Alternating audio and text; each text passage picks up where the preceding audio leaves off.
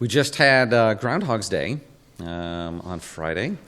And on Groundhog's Day, Puxatawny Phil did predict an early spring. So for all of you who are, had enough of the snow and you give stock to groundhogs, then that would be it.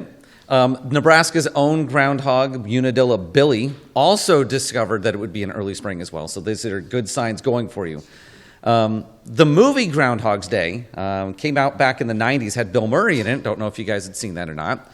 But the basic premise of the movie is every day he wakes up, it's Groundhog's Day. And he's trapped in the same day forever. He makes a really funny comment in there, what if there was no tomorrow? There wasn't one today. And so he continues to live the same day over and over and over again. And in the first part of the movie, he's just trying to escape, and he can't. And then the second part of the movie, he's basically living just for himself, doing all kinds of selfish things, robbing banks, stealing things, driving on train tracks, leading on police chases, kidnapping the groundhog at one point. And finally, towards the end, he starts to do things for others. He's trying to help other people. He tries to save the old man. He learns how to do a bunch of different skills. I mean, he's there forever. The director, Harold Ramis, was actually asked how long was Phil Connors stuck in that same day. And at first, when they were writing the movie, he said it would be about 10 years, he thought. But after thinking, to become an expert at something, it takes about 10,000 hours to do it. And he became an expert in French poetry and throwing cards into a hat and chainsaw sculpturing and playing the piano. He actually came up with the idea and did the math for us. So for those of you who are worrying about that, it's 33 years, 350 days is how long he was stuck in that one day forever. So that's 12,395 days as he was stuck living the same day over and over and over again. And he didn't finally get out until he did the day perfectly. He doesn't step in the puddle. He greets all of his friends.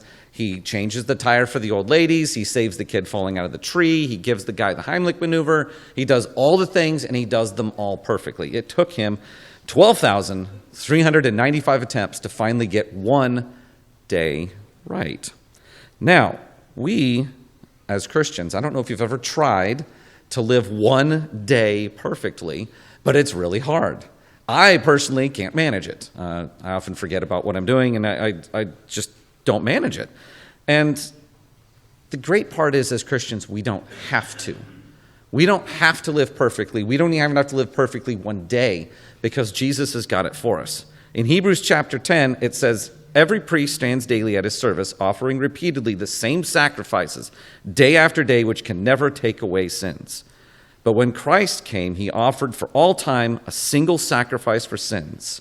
He sat down at the right hand of God, and by that we have been sanctified through the offering of the body of Jesus Christ once and for all.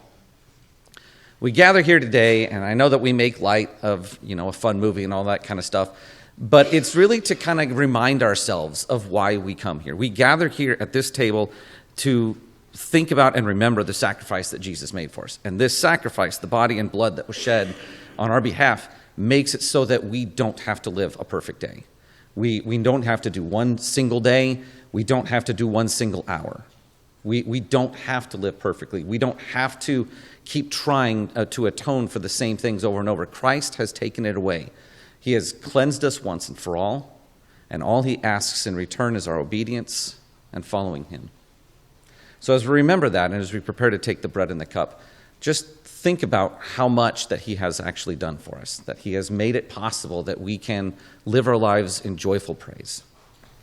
Let's pray. So I am not a teacher.